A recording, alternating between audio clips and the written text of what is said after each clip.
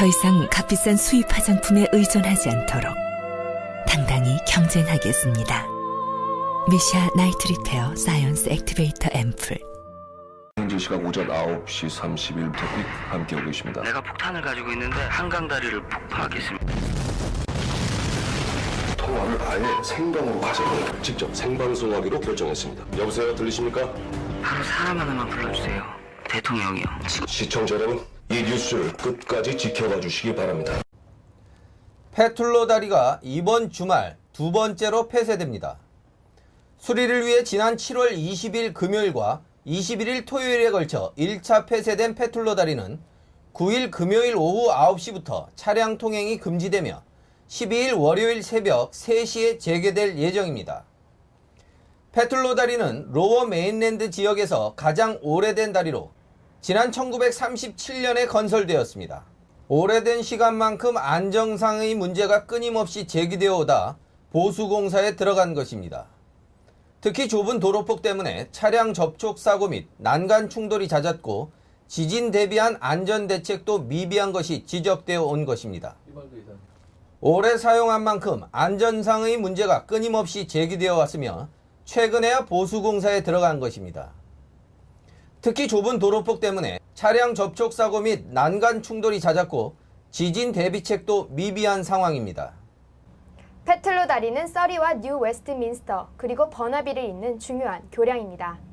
주당 평균 7만 3천 대의 차량이 통행하고 있으며 차도와 함께 인도가 설치되어 있어 많은 사람과 자전거가 오고 다닙니다. 보트만 다리의 유료화로 다리 통행량은 더 증가했습니다. 하지만 안전을 위해 진행 중인 다리 보수공사로 주말마다 통행이 폐쇄되어 뉴웨스트민스터 상권이 피해를 보고 있다는 주장이 제기되고 있습니다. 뉴웨스트민스터 번영회의 캔드라 존스톤 사무총장은 초기에 예상했던 것만큼의 심한 피해를 보고 있는 것은 아니지만 손님이 줄은 것은 사실이라고 말했습니다. 정확한 통계를 집계해 본 것은 아니나 유동인구가 줄면서 한산한 모습입니다. 한편 페툴로 다리 개선 프로젝트는 현재 트랜스링크와 뉴 웨스트민스터시 그리고 서리시가 참여하고 있습니다. 참여기관들은 새 다리 건설과 기존 보수공사 외 다양한 방안에 대해 광범위한 의견을 수렴 중입니다. 최소 비용으로 안전을 확보하는 방안을 선택하기 위해 노력 중이며 아직은 어떤 것이 최선의 선택인지 알 수 없다는 것이 트랜스링크 측의 의견입니다. 최종 결정안은 의견 수렴과 공청회 등을 통해 확정할 예정이며 새 다리가 건설될 경우 추정되는 비용은 대략 12억 불 정도로 예상합니다.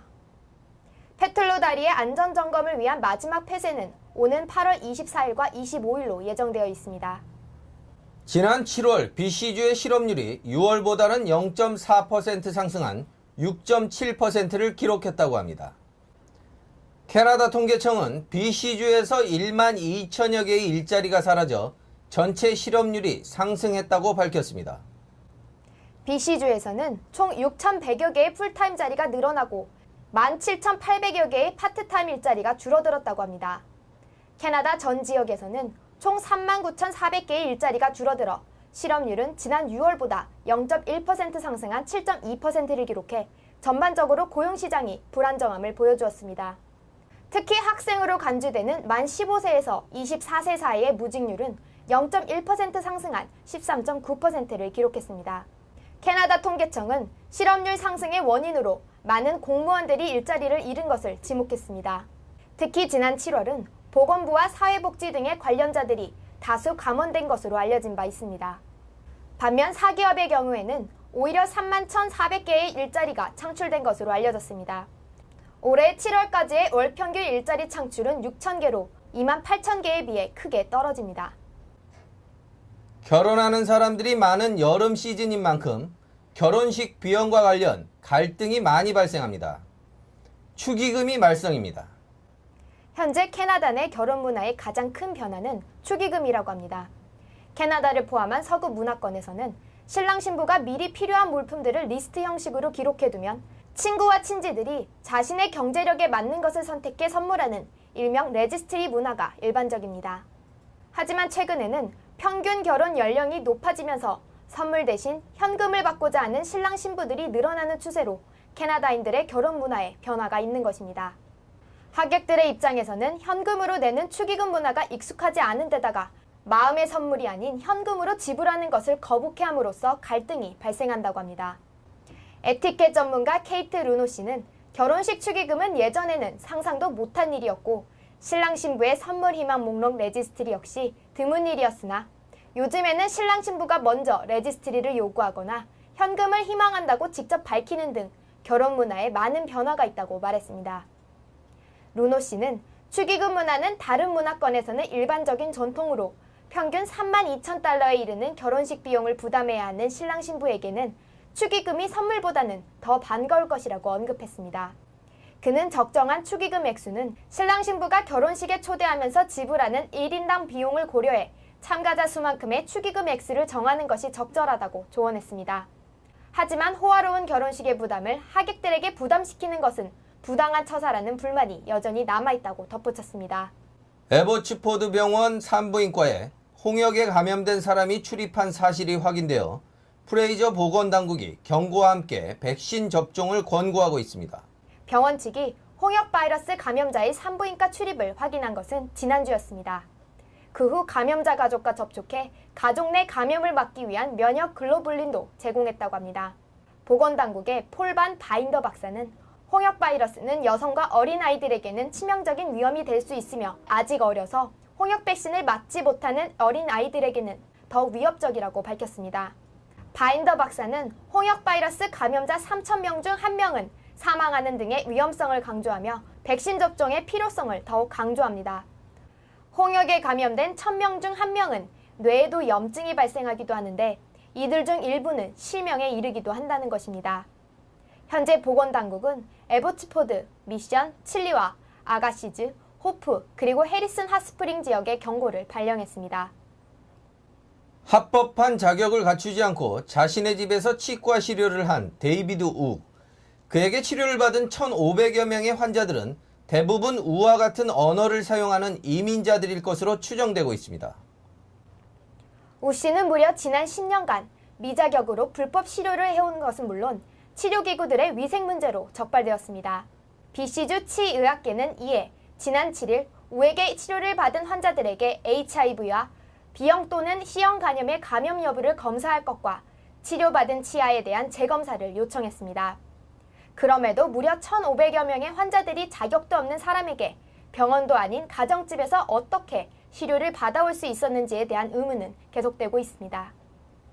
이민자들을 돕는 기관인 석세스의 퀸이 추 씨는 이번 사건의 주범인 데이비드 우 씨를 둘러싼 정확한 정황은 알지 못하나 아마도 가격과 언어적 문제가 환자들의 선택 요건으로 주요하게 작용했을 가능성이 크다고 말했습니다. 추 씨는 이민자들의 경우 자신과 같은 언어를 사용하는 사람을 근거 없이 신뢰하는 경향이 있다고 전하며 정확한 출신국은 확인할 수 없으나 같은 언어를 사용한다는 점을 고려해 볼 때 중국계인 것으로 추정됩니다. 지난 7월 메마른 날씨에 잔디 관리를 위해 스프링클러를 이용한 수돗물 사용이 늘어났을 것으로 생각됩니다. 스프링클러 사용 시 각 지자체들이 정한 사용 시간을 잘 확인해 보셔야 할 것 같습니다. 8월에 들어서도 덥고 건조한 날씨가 지속되자 각 지자체들이 스프링클러 사용 시간 제한 규정을 어길 시 벌금이 부과될 수 있음을 경고하고 있습니다. 스프링클러 사용에 관련한 규정을 어길 경우 250달러의 벌금이 부과될 수도 있습니다. 현재까지는 코키틀람 지역의 2가구가 벌금을 부과받았고 275가구가 경고를 받았다고 합니다. 서리 지역에서도 67가구가 경고를 받았습니다. 서리 시청의 제스 리알 씨는 올여름 크게 줄어든 강우량으로 스프링클러의 사용이 필요함에도 불구하고 제한된 시간만을 사용해야 하는 규정 때문에 바쁜 삶을 사는 주민들이 잔디 관리에 어려움을 겪고 있다고 설명했습니다. 지자체들 역시 잔디 관리에 사용하는 물 사용량의 증가로 수요를 충족하는 데 어려움을 겪고 있다고 합니다. 올여름 BC주의 야생동물 중 하나인 쿠거의 출현 빈도가 높아지고 있어 전문가들이 주의를 당부하고 있습니다. 7월 한 달 동안 무려 385건의 신고가 접수되었는데 이것은 지난해 7월의 267건에 비해 크게 늘어난 수치입니다. 현재까지 발견된 쿠거 중 18마리가 안전상의 이유로 사살되었습니다. 야생동물 전문가 크리스 도일 씨는 쿠거 출현이 증가한 이유로 다 자란 새끼 쿠거들이 독립하는 시즌이기 때문이라고 밝혔습니다. 국어는 스스로 먹이를 사냥하는 법을 배우는 과정의 하나로 머무르던 지역을 떠나 새로운 곳을 찾는 습성을 가지고 있으며 이 과정에서 국어들 사이에 많은 갈등도 발생한다고 설명했습니다. 도일 씨는 국어는 주로 동물 먹이를 노리기 때문에 사람이 버린 음식 쓰레기통을 뒤지는 곰과 비교할 경우 사람에게 위험한 정도는 낮은 편이나 지나치게 가깝게 사람들에게 접근 시에는 사살하고 있다고 전했습니다. 그는 국어와 만났을 경우 뒤돌아 도망가는 것은 좋지 않은 방법이라고 설명하며 국어를 보고 있는 상태로 뒷걸음을 치거나 뛰지 말고 걸어서 천천히 멀어지는 방법을 조언합니다. 한편 지난 8일에는 빅토리아 지역 타가소 주변에서 쿠거가 발견되어 경찰이 주의를 당부하고 있습니다. 제임스 베이 근처에 거주하는 마이크 힐 씨는 뒷마당에서 낮잠을 자는 동안 쿠거가 자신을 지켜보는 것을 이웃 주민이 발견했다고 말했습니다. 목격자의 말에 의하면 쿠거가 마치 힐 씨를 덮치기 위해 기회를 엿보는 것 같았다고 합니다. 목격자들의 진술을 토대로 경찰이 인근 지역을 샅샅이 수색했지만 아무런 흔적도 찾을 수 없었다고 합니다. 경찰은 목격된 동물이 쿠거인지는 확인되지 않았다고 전했습니다. 제8회 차세대 무역스쿨이 개막했습니다. 9일 금요일 오전 10시 코키들람 이그제큐티브 호텔에서 열린 개막식에는 월드옥타 서부 캐나다 지부 최호용 회장을 비롯해 연하마틴 상원의원, 서병길 민주평통 밴쿠버 협의회 회장, 강영진 코트라 무역관장 등이 참석해 개막을 축하했습니다. 최호용 회장은 무역스쿨에 참여한 이들에게 축하의 말을 건네며 참가자들이 현실에 만족하지 말고 실력과 경험을 함께 배양하면 언젠가는 좋은 기회가 찾아올 것이라는 인사말을 남겼습니다. 또한 올해부터는 실질적인 현장감을 익히도록 협회 본부에서 성남진흥재단과 손을 잡아 중소기업 해외 진출을 추진하게 됐다는 소식도 전하며 2박 3일의 짧은 일정이지만 실질적인 무역거래 방법을 배울 수 있는 시간이 되기를 바란다고 말했습니다. 이번 무역스쿨의 주제는 꿈꾸는 자 대 실천하는 자로서 50여 명의 한인 차세대들이 참가했습니다. 제8회 차세대 무역스쿨은 11일 일요일까지 진행되며 참가자들은 다양한 프로그램을 통해 전문 무역인으로서의 갖춰야 할 덕목과 정보를 습득하게 됩니다. 밴쿠버 기독교 협의회 주최로 나눔을 위한 자선 음악회가 11일 일요일 저녁 7시 서리 퍼시픽 아카데미에서 열립니다. 공연 참가를 위해 밴쿠버를 찾은 박인수 교수는 밴쿠버 방문은 처음이지만 어려운 이웃을 돕자는 취지로 마련된 공연인 만큼 좋은 성과를 거두었으면 좋겠다는 바람을 전했습니다. 그는 밴쿠버 한인들을 위해 다양한 레퍼토리 음악을 준비했다며 많은 한인들이 오셔서 즐거운 시간을 함께 해줄 것을 부탁했습니다. 이번 음악회는 정주용 시인의 시를 노래한 대중가곡 향수의 주인공 박인수 교수와 3명의 테너인 신동원, 윤기룽, 김성준의 무대로 꾸며집니다.